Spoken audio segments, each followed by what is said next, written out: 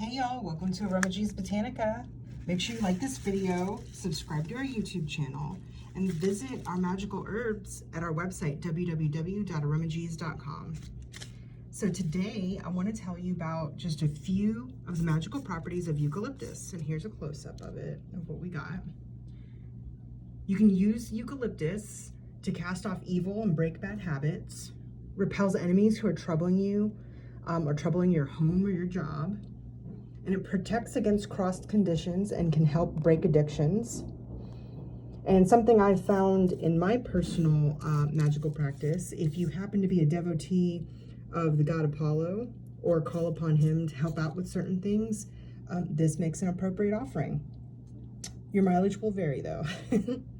Yeah, and if you'd like some of this eucalyptus, check out its entry on our website, www.aromagees.com, where you can also find a bunch of other magical herbs for your magical practice, whether it's candle magic, sympathetic magic, folk practice magic. We got it all for you. Thanks for visiting.